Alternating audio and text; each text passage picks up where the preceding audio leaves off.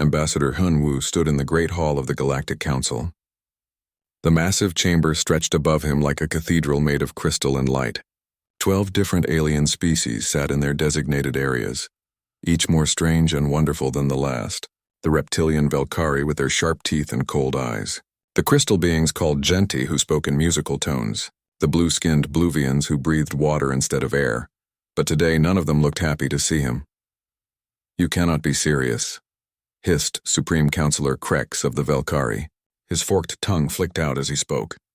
"Humans have been part of this council for over 200 years. You cannot simply leave." Hunwu held the small datapad in his hands. His message was simple, but he knew it would change everything. "Honored counselors, humanity has made its decision. We are withdrawing from all galactic affairs. We will return to our own space and pursue our own path." Elder Resonance Theta 9 of the Genti chimed like wind through crystal caves. "This is most unusual behavior. Has your species encountered difficulties? Perhaps we can offer assistance." "No assistance is needed," Hunwu replied. He looked around the chamber one last time. These beings had been humanity's neighbors and sometimes friends for centuries, but humanity had learned something troubling. They had seen how power worked in the galaxy, how the strong took from the weak, how fear ruled more than friendship. "Where will you go?" asked the gentle voice of Counselor Bluara, speaking through her water-filled breathing tank. "That is not your concern," Hunwu said. "We ask only that you do not follow us. Do not send ships to human space. Do not try to contact us.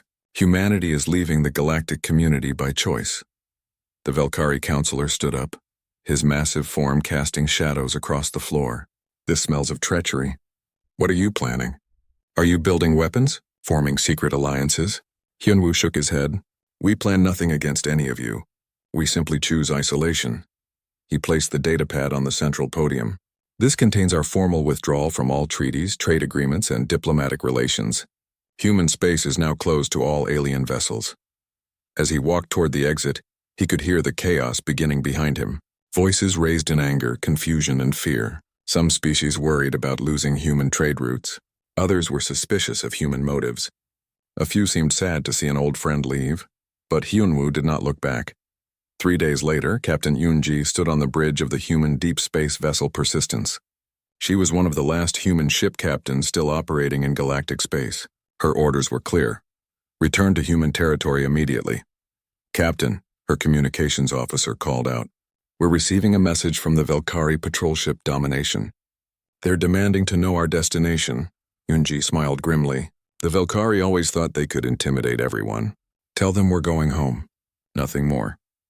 They're insisting on escorting us to the border." "Let them try," Yunji said. She activated her ship's new drive system. The Velkari had never seen technology like this. In fact, no alien species had. Humanity had been working on it in secret for decades. The Persistence simply vanished from the Velkari ship's sensors. One moment it was there, the next it was gone. No energy signature, no trace of its passage. It was as if the ship had never existed. On the Velkari bridge, alarms were blaring. "Find them!" roared Captain Thax. "A ship cannot simply disappear." But they never found the Persistence. Just like they would never find any other human ship from that day forward. Back on Earth, Director Taman of the Human Colonial Administration was overseeing the largest evacuation in human history. But it wasn't really an evacuation. It was something much more ambitious. "Report," he said to his aide as he watched the massive ships loading in Earth's orbit. "All outer colonies have been cleared," the aide replied. "Mars, Europa, Titan, and the asteroid mining stations. Everything valuable has been moved."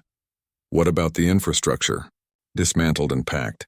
We're not leaving anything behind that could be useful to others." Taman nodded. Humanity had learned an important lesson during their time in the galaxy. They had seen what happened to species that left behind advanced technology. The stronger races would take it, study it, and use it to become even more powerful. Humanity would not make that mistake, and the Earth? The cities are empty. All humans have been relocated to the Ark ships. We're removing the last of the technology now. Good. Make sure nothing remains that could reveal our new capabilities. Through the window, Taman could see the enormous vessels that would carry humanity to their new home. They were unlike anything that had ever been built before. Each one was the size of a small city. designed to house millions of people for centuries if necessary. But the most amazing thing about the Ark ships was not their size. It was their destination. They weren't heading to another planet or solar system. They were leaving the galaxy entirely. For months, alien ships arrived at human worlds to find them completely empty, not destroyed, not abandoned in panic, but carefully and completely evacuated. Every piece of technology, every valuable resource, every sign of human presence had been systematically removed. The Velkari sent investigation teams to human space. They found empty buildings with all the useful equipment missing. They found space stations that had been stripped down to their basic frameworks. They found planets that had been mined clean of rare metals and then left pristine. It's impossible, Velkari scientists reported. A species cannot simply vanish like this. The logistics alone would be enormous. Moving this many people and this much equipment would require hundreds of ships. But no one had seen hundreds of human ships. In fact, no one had seen any human ships after the first few days. Humanity had simply vanished from the galaxy as completely as if they had never existed. Some species, like the peaceful Genti, were sad to see their human friends disappear. Others, like the aggressive Velkari, were suspicious and angry. A few smaller species were secretly relieved. Humans had been growing more powerful every year, and some aliens had worried about what they might do with that power. Years passed, then decades. Human space remained empty. The planets were still there. The star systems were unchanged, but there was no sign of human life anywhere. The Galactic Council eventually declared humanity extinct. They divided up the former human territories among the remaining species. The Velkari took the richest systems as usual. The others got what was left. But sometimes, late at night in the deepest reaches of space, alien ships would pick up strange signals. Faint energy readings that didn't match any known technology, brief sensor contacts that vanished before they could be properly analyzed. The galaxy moved on without humanity. Trade continued, wars were fought, and new species were discovered. Life went on as it always had. None of them suspected that somewhere in the dark between galaxies, humanity was not just surviving, but growing stronger than anyone could imagine. 400 years had passed since humanity vanished from the galaxy. The stars themselves remained the same, but everything else had changed dramatically. Supreme Commander Kraxus stood on the command deck of his massive warship Iron Dominion. The reptilian Velkari had grown more powerful than ever before. Their empire now controlled most of the known galaxy. Hundreds of species bowed before Velkari might, and those who refused were crushed without mercy. "Status report," Kraxus commanded, his voice a low growl that made his subordinates nervous. "Sector 7 is completely under our control," reported Captain Vorthak. "The Bluvian resistance has been eliminated. Their water worlds are now producing triple the minerals they did under their own government." Kraxus smiled, showing rows of sharp teeth. The Bluvians had once been proud and independent. They had beautiful cities under their oceans and advanced technology for underwater living. Now they were slaves, forced to mine rare crystals from the deep ocean floors for their Velkari masters. "What about the chitters?" Kraxus asked. "The insect species continues to serve faithfully. Their hive worlds are producing weapons and ships at maximum capacity. The chitters had surrendered without a fight when the Velkari came. Their insect minds understood the concept of a dominant species, and they had simply switched their loyalty from their own queens to the Velkari Empire. Now they worked day and night in massive factories, building the ships and weapons that kept the Empire strong." "And the Genti?" Captain Vorthak hesitated. "The crystal beings continue to comply with our demands. They provide scientific research and advanced materials. However, our intelligence suggests they may be unhappy with the arrangement." Kraxus laughed, a harsh sound like grinding stone. "Let them be unhappy. What can they do? Their entire species thinks violence is immoral. They would rather die than fight back." This was true. The Genti were perhaps the most advanced species in the galaxy when it came to pure science and technology. Their crystal bodies could live for thousands of years, and their minds could process information faster than any computer. But they were also completely peaceful. The concept of warfare was so alien to them that they simply could not bring themselves to fight, even to defend their own freedom. Elder Resonance Theta 9 had tried to negotiate with the Velkari when they first arrived at Genti space. The old crystal being had offered to share knowledge and resources freely, hoping to find a peaceful solution. Instead, Craxus had simply taken what he wanted and declared the Genti a subject species. "Sir," interrupted the communications officer, "we're receiving a priority message from Patrol Fleet 17. "Put it through," Craxus ordered. The image of Fleet Commander Zax appeared on the main screen. The younger Velkari looked worried, which was unusual. Velkari military officers were trained never to show fear or uncertainty. "Supreme Commander," Zax said, "we have encountered something unusual in the Outer Rim territories."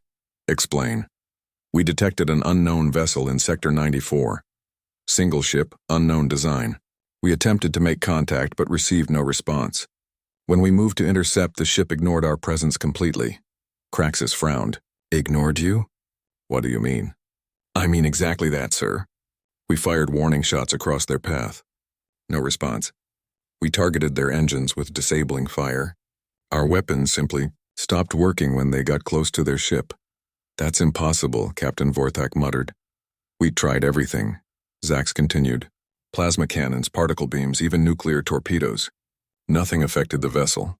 It continued on its course as if we weren't there." Craxus felt a chill run down his spine. In 400 years of conquest, the Velkari had never encountered technology that could simply neutralize their weapons. Their military superiority was built on having the most powerful and advanced weapons in the galaxy.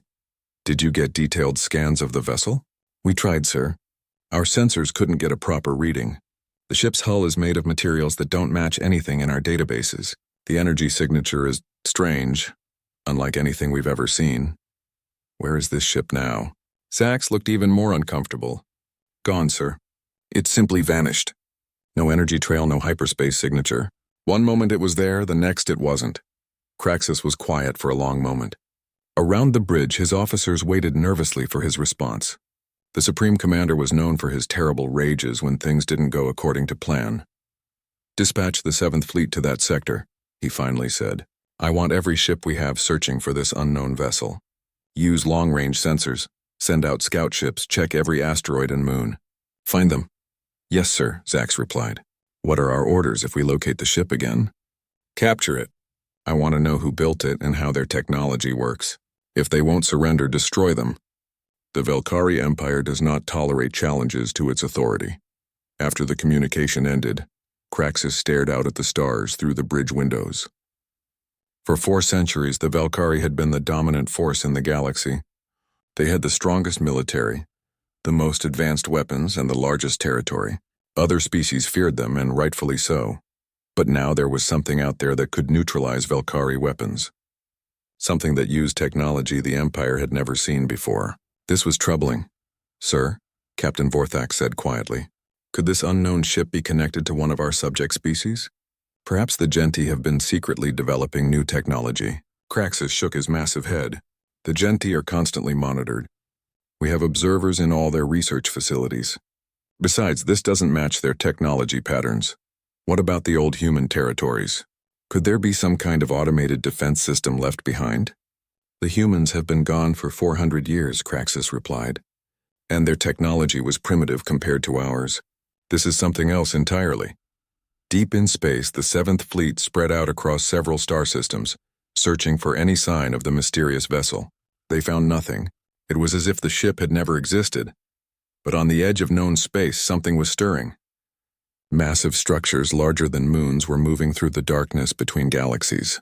They had been traveling for centuries, carrying precious cargo through the void. To humanity was coming home. Admiral Boram stood in the command center of the dreadnought Eternal Dawn. The ship was so large that it had its own weather systems inside the main habitat areas. Millions of humans lived and worked within its massive hull, along with the most advanced technology ever created. "Report on the scout mission," she said to her aide. "Commander Haywan's reconnaissance was successful. The target galaxy matches our records, but there have been significant political changes. The Velkari Empire has expanded considerably." Boram nodded. "This was expected. Humanity had been monitoring galactic communications from a distance for decades. They knew that their old neighbors had not learned the lessons of peace and cooperation. Recommendations? The Liberation Protocol should be implemented. The subject species are ready for freedom, but they will need assistance to break their chains." Boram smiled. Humanity had spent 4 centuries preparing for this moment. They had grown stronger, wiser, and more capable than anyone could imagine. Now it was time to return to the galaxy and show their old neighbors what they had learned in the darkness between the stars. "Begin Phase 1, she ordered. "Send word to the other Ark cities. It's time to come home." The 7th Fleet had been searching for 3 weeks when Admiral Boram decided it was time to reveal herself. The massive human dreadnought Eternal Dawn materialized at the edge of Velkari space, like a mountain appearing from thin air. Fleet Commander. Zax was drinking his morning meal when every alarm on his flagship began screaming at once. He rushed to the bridge, his clawed feet sliding on the metal floor in his haste. "Report," he roared at his sensor operator. "Sir, we have a massive contact on long-range sensors. It just appeared. No hyperspace signature, no energy trail. It's just there. Show me."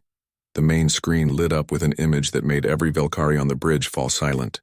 The ship before them was enormous beyond comprehension. It was larger than their biggest space stations, shaped like a graceful needle that stretched for hundreds of kilometers. Its hull seemed to shift and shimmer, as if it wasn't entirely solid. "That's impossible," whispered Captain Thex. "Nothing that big could move through space." "It's moving now," the sensor operator replied, his voice shaking. "Velocity. I can't get a proper reading. It's moving faster than our sensors can track, but there's no engine signature." Zax tried to keep his voice steady. "Communications, hail the vessel. Demand identification." "No response, sir." "Lock weapons on target." "Weapons are ready, sir." "But, sir, our targeting computers can't get a lock.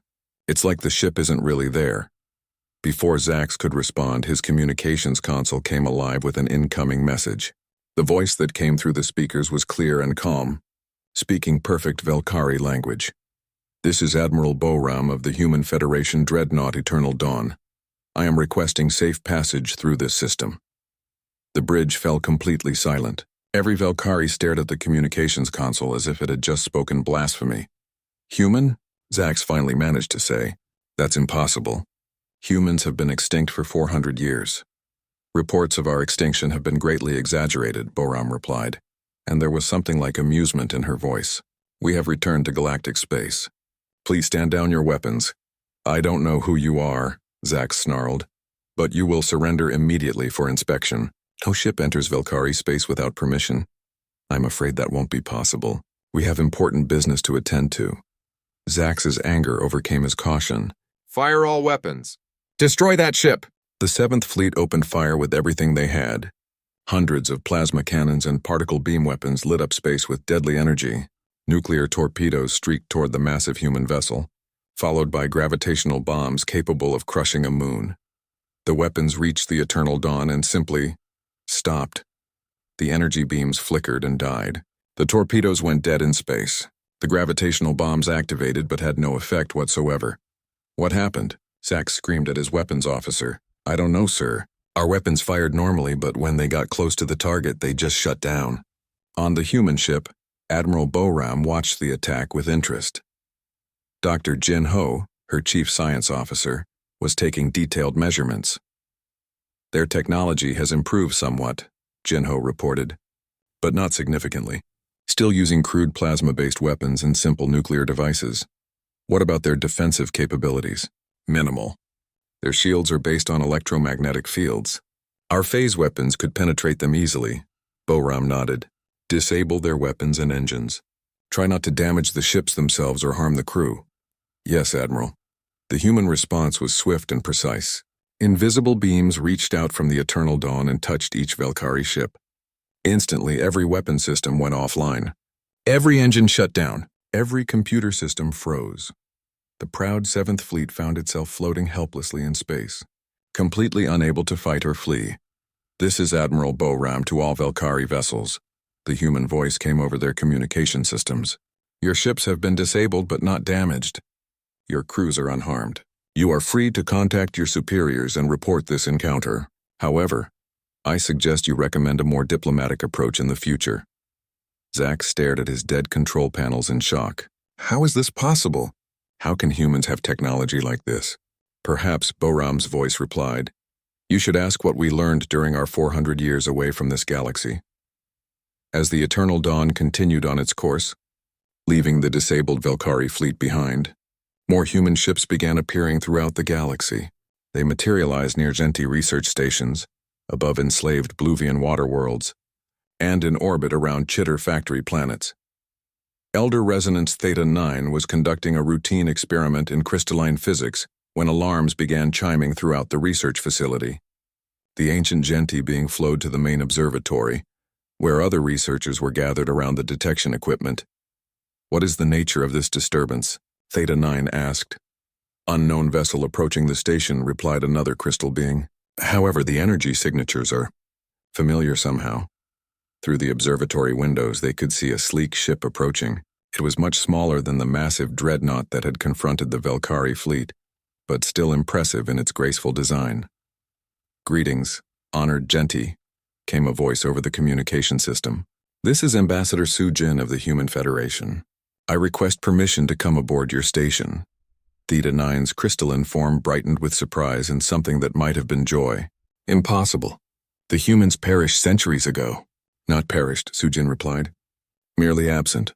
We have returned, and we bring important news for all the enslaved species of this galaxy." "We are not enslaved," Theta 9 said carefully. "The Velkari had monitoring devices throughout the station. We serve the Empire willingly." "Of course you do," Su Jin said, and there was understanding in her voice. "Nevertheless, I would like to speak with you privately about matters of mutual interest." When Ambassador Su Jin came aboard the Genti station, Theta 9 was amazed by the changes in humanity. The woman before them was clearly human, but enhanced in ways that were immediately obvious. She moved with perfect grace. Her eyes were brighter and more alert than any human Theta 9 remembered, and there was an aura of confidence and wisdom that spoke of centuries of experience. "You have changed," Theta 9 observed. "We have grown," Su Jin replied. 400 years of isolation gave us time to develop in ways that were impossible while we were part of galactic society. What do you want from us?" Su Jin smiled. "Nothing. We want to give you something, freedom. We cannot fight the Velkari Empire. Violence is against our fundamental nature. We know, and we would never ask you to fight. That burden is ours to bear." Su Jin activated a small device that created a field of privacy around them. "We learned about the true history of this galaxy while we were away. We know about the cycles of oppression that have repeated for millions of years. We know about the ancient civilization that once brought peace to the stars, and how it fell to the same patterns of fear and aggression that rule today." Theta 9 was silent for a long moment. "How could you learn such things? Those records were lost long ago." "Not lost. Hidden. We found them in the dark spaces between galaxies where the last survivors of that ancient civilization fled before they died out. They left us a message, Theta 9, a warning and a hope." "What message?" "That someday a species would grow wise enough and strong enough to break the cycle. To use power not for conquest but for protection, to lift up the fallen instead of stepping on them." Su Jin's eyes were bright with purpose. "We believe humanity can be that species, but we cannot do it alone. We need allies, friends, teachers, and what would you have us do?" "For now, nothing. Continue your research, continue following Velkari orders. But be ready. When the time comes, we will need your knowledge and wisdom to build something better than Empire, something that will last." As Su Jin prepared to leave, Theta 9 asked one final question. "How many humans have returned?" Su Jin paused at the airlock. "All of us," she said simply. "Every human who left this galaxy has returned. And we brought friends." Supreme Commander Kraxus stood before the War Council of the Velkari Empire, his massive form trembling with rage. The greatest military leaders of his species filled the chamber, their reptilian faces showing confusion and fear. "Explain to me," Kraxus said slowly, "how our entire 7th Fleet was disabled by a single enemy vessel." Fleet Commander Zax looked uncomfortable. "Sir, their technology is beyond our understanding. Our weapons had no effect and they shut down our systems without firing a shot. And you believe these are humans? The same weak species that ran away 400 years ago? They identified themselves as humans, sir, but they are different, more advanced than anything we've ever encountered." General Sungmin of the Velkari 4th Army Corps spoke up. "Sir, we're receiving reports from across the Empire. Unknown ships are appearing near our subject worlds. They're making contact with the enslaved species." Kraxus felt his blood pressure rising. What kind of contact? They're talking to them. The Bluvians, the Chitters, even the Genti. They're not attacking our forces, but they're spreading some kind of message. What message? General Sung-min hesitated. Liberation, sir. They're telling the subject species that freedom is possible. Before Kraxus could respond, alarms began blaring throughout the command center. A communications officer rushed over with a data pad. Sir, we're receiving a transmission on all frequencies. It's being broadcast across the entire empire. Put it through, Kraxus growled. The main screen activated, showing a human woman in a simple but elegant uniform. She had the same enhanced appearance that Ambassador Su-jin had shown to the Genti, but there was something even more impressive about her bearing. Citizens of the galaxy, President Wu Jin said, her voice calm and clear. I am President Wu Jin of the Human Federation. 400 years ago, my people left this galaxy because we saw where the path of conquest and domination would lead. Today, we return to offer a different path. Kraxus snarled at the screen. Cut the transmission. We can't, sir. It's overriding all our communication systems. To the enslaved peoples of the Velkari Empire, President Wu Jin continued, we bring news that your suffering will end. To the Velkari themselves, we offer a choice. Release your subject peoples and join us in building a better galaxy, or face the consequences of your continued oppression. And to Supreme Commander Kraxus specifically, we say this. Your empire ends today.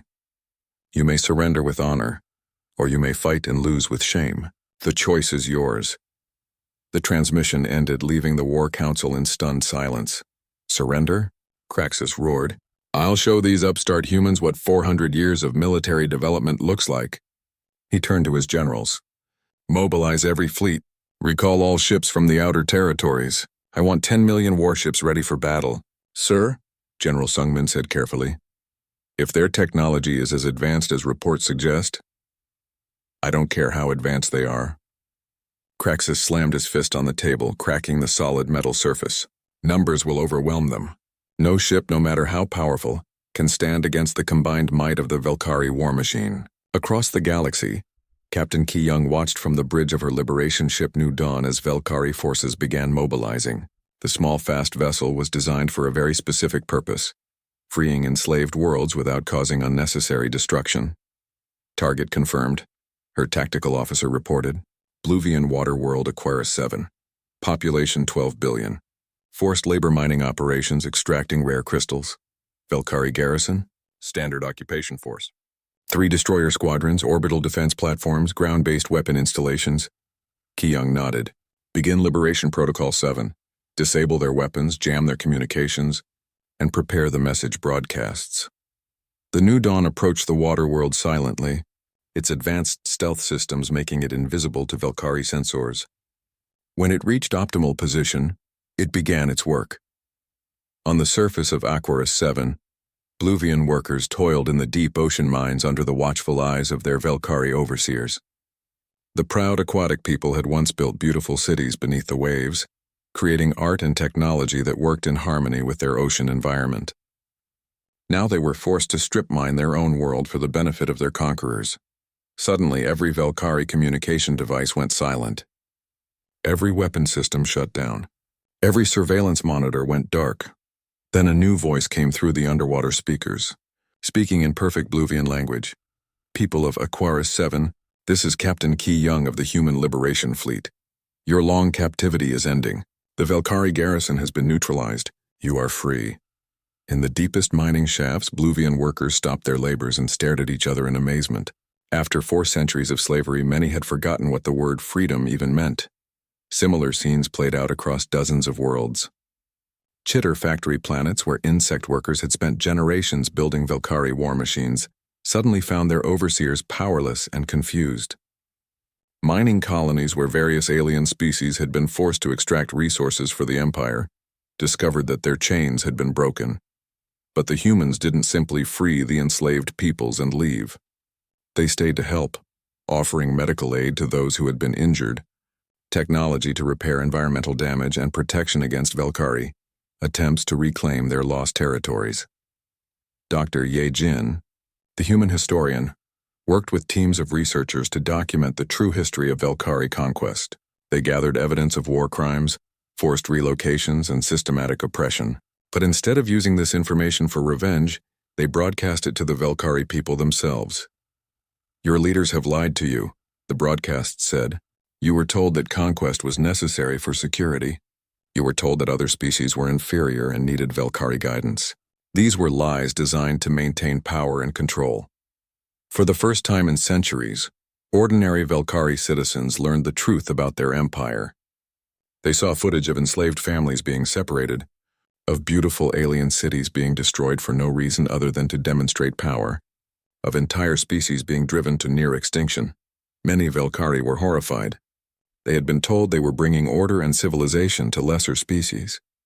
They had not known about the systematic brutality and oppression. But Supreme Commander Craxus and his inner circle were not interested in truth or reconciliation. They were interested only in maintaining their power. "Sir," General Sungmin reported, "we've lost contact with over 60 subject worlds. Our garrisons are reporting complete system failures. Then we'll retake them one by one," Craxus snarled. "Deploy the planet-killer weapons. If we can't rule these worlds, we'll make sure nobody else can." This was exactly what the humans had expected. They had studied Velkari psychology for centuries, and they knew that tyrants would rather destroy than lose control. Admiral Dong Hyun received the alert on his flagship Infinite Horizon. The Velkari were preparing to activate their most terrible weapons, devices capable of cracking planets apart or sterilizing entire star systems. "Sir," his aide reported, "long-range sensors confirm it. They're moving the Galaxy Forge to operational position." Dong Hyun nodded grimly. The Galaxy Forge was an ancient weapon that the Velkari had discovered and modified for their own use. Originally built by a long-dead civilization as a desperate last resort, it had the power to trigger chain reactions that could destroy thousands of worlds. Estimated time to activation? 72 hours, sir. Send word to all Liberation Fleet commanders. Phase 3 is now in effect. It's time to show the galaxy what humanity learned in the darkness between the stars. The final battle for the freedom of the galaxy was about to begin, but it would not be the kind of battle that anyone expected. The Galaxy Forge hung in space like a metallic spiderweb, stretched across an entire star system. Ancient beyond measure, the massive weapon had been built by a civilization that died out millions of years ago. The Velkari had found it centuries earlier, and modified it for their own purposes, turning a tool of desperate last resort into an instrument of terror. Admiral Dong Hyun stood on the bridge of his flagship Infinite Horizon, watching as Velkari ships swarmed around the ancient superweapon like angry insects. His fleet had arrived at the edge of the system, just as the Galaxy Forge began powering up. "Status report," he ordered. "The Velkari have positioned their entire remaining fleet around the weapon," his tactical officer reported. "Estimated strength 8 million combat vessels. And the Galaxy Forge itself? Charging to 70% power. At full charge, it will be capable of triggering stellar collapse across multiple systems. Conservative estimate, 3,000 inhabited worlds would be destroyed." Dong Hyun was quiet for a moment, considering his options. The human fleet was powerful beyond anything the galaxy had ever seen, but they were vastly outnumbered. More importantly, humanity had returned to the galaxy with a mission to protect and liberate, not to become conquerors themselves. Communications, open a channel to Supreme Commander Craxus. The reptilian face that appeared on the screen was twisted with rage and desperation. Behind him, the bridge of his flagship was in chaos as officers shouted orders and alarms blared. "So the human cowards finally show themselves," Craxus snarled. "Come to watch as I burn your precious liberation to ashes?" "I've come to offer you one final chance," Dong Hyun replied calmly.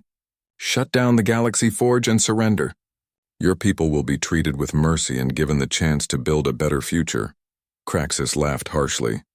"Mercy? From the species that abandoned the galaxy when things got difficult. You ran away like frightened children, and now you return pretending to be saviors." "We left because we saw where the path of conquest and domination leads," Dong Hyun said. "We chose to grow stronger in isolation, rather than become part of the cycle of oppression. Now we're strong enough to break that cycle forever. You want to see strength?" Craxus's claws extended as his anger grew. "I'll show you strength.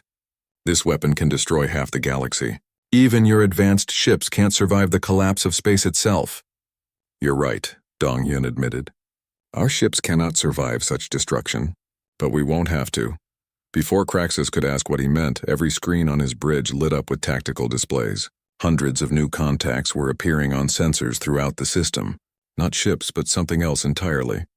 Human soldiers in advanced armor were materializing directly on Velkari vessels. They appeared out of thin air, bypassing shields and hull armor as if they weren't there. Within minutes, boarding parties were active on thousands of Velkari ships simultaneously. Impossible, Craxus roared. How are they getting past our defenses? Engineer Jae-hoon had spent decades perfecting the technology that made this possible. Quantum phase shifting allowed human soldiers to exist partially outside normal spacetime, letting them pass through solid matter at will. Combined with enhanced human abilities and advanced armor, they were virtually unstoppable. But they weren't there to destroy the Velkari ships. They were there to save them. Attention Velkari crews, came announcements in perfect Velkari language throughout the fleet.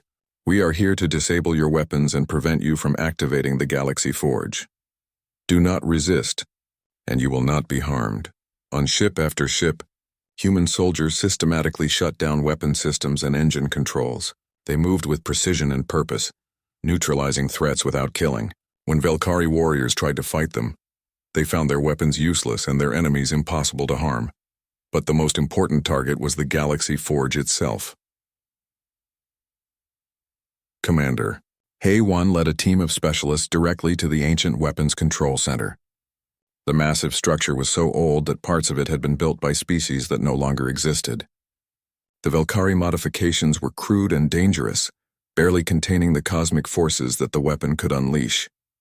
Status? She asked her team as they worked to shut down the charging process. This is worse than we thought, replied her chief engineer. The Velkari don't really understand what they're dealing with. Their modifications are unstable. If this thing reaches full power, it won't just destroy 3,000 worlds. It could trigger a cascade reaction that tears apart the entire galaxy. Hae-won felt a chill run down her spine. Humanity had returned to save the galaxy, not to watch it destroy itself. How long do we have? Maybe 20 minutes before the charging process becomes irreversible. Then we'd better work fast. Meanwhile, Admiral Dong-hyun was implementing the most difficult part of humanity's plan. Instead of destroying the Velkari fleet, his ships moved to protect them. Sir, his tactical officer said, confusion evident in his voice. The Galaxy Forge is beginning to destabilize. If it explodes, the energy release will destroy everything in this system, including our own ships. I know, Dong-hyun replied. Move the fleet into defensive positions around the Velkari vessels. If this weapon explodes, we'll use our shields to protect them. But sir, that puts us directly in the path of destruction. Why save our enemies? Dong-hyun thought of the lessons humanity had learned during their long exile. They had studied the history of galactic civilization and seen the same patterns repeat over and over. Species would gain power, use it to dominate others, and eventually destroy themselves in escalating conflicts. Because they're not our enemies, he said finally. They're people who have been trapped in the same cycle of fear and violence that has plagued this galaxy for millions of years. Breaking that cycle means choosing to protect even those who have chosen to be our opponents. On the Galaxy Forge, Commander Hae-won and her team were racing against time. The ancient weapon was fighting their attempts to shut it down, its alien technology responding to the Velkari modifications in unpredictable ways. I've got it, her engineer shouted. But the shutdown sequence will take 15 minutes and the weapon is going to release a massive energy pulse when it powers down. How massive? Enough to cripple every ship in the system. Hae-won made a decision that would define humanity's return to the galaxy. Do it. Send word to Admiral Dong-hyun to prepare for energy discharge. When the pulse hit, it washed over the combined human and Velkari fleets like a tidal wave of destructive force. The Velkari ships, with their crude shielding, would have been completely destroyed. But the human vessels moved between them and the blast, their advanced shields absorbing and redirecting the energy. Ship after ship took damage to protect their former enemies. The flagship Infinite Horizon suffered critical failures as it shielded an entire Velkari battle group. In the aftermath, as emergency systems brought power back online throughout both fleets, Supreme Commander Craxus stared at his tactical displays in shock. The humans had sacrificed their own safety to protect Velkari lives. Why? He whispered into his communicator. Why did you save us? Admiral Dong Hyun's image appeared on his screen, the human leader looking tired but determined. Behind him, his bridge crew was working frantically to repair battle damage. Because that's what strength really means, Dong Hyun said. The power to protect instead of destroy. The wisdom to lift others up instead of stepping on them. Craxus was silent for a long time. Around him, his officers waited for orders that never came. Finally, the supreme commander of the Velkari Empire did something he had never done before.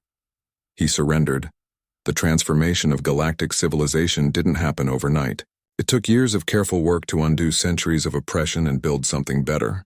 Ambassador Sujin led teams of diplomats and social workers to help former slave worlds establish their own governments. Dr. Yejin worked with historians from every species to create accurate records of what had really happened during the Age of Empire. The Velkari people themselves were perhaps the most surprised by what came next. Instead of being punished for their empire's crimes, they were offered help in rebuilding their society. Humans worked alongside former Velkari soldiers to establish peaceful trade relationships with the species they had once oppressed. I still don't understand, former Supreme Commander Craxus said to President Wu Jin during one of their many meetings. The old warrior had been stripped of his military rank, but was now working as a coordinator for Velkari rehabilitation programs. What don't you understand? Wu Jin asked. Why you trust us? My people spent centuries conquering and enslaving others. We tried to destroy the galaxy rather than lose our power. Why give us a second chance? Wu Jin smiled. Because humanity learned something important during our exile. We learned that the only way to break cycles of violence is to choose forgiveness over revenge. We learned that true strength comes from building others up, not tearing them down. And if some of my people refuse to change, if they try to rebuild the empire, then we'll stop them. But we'll give them every opportunity to choose a better path first. Years later, the galaxy was a very different place. The new Galactic Council included representatives from every known species, with leadership rotating regularly to prevent any one group from gaining too much power.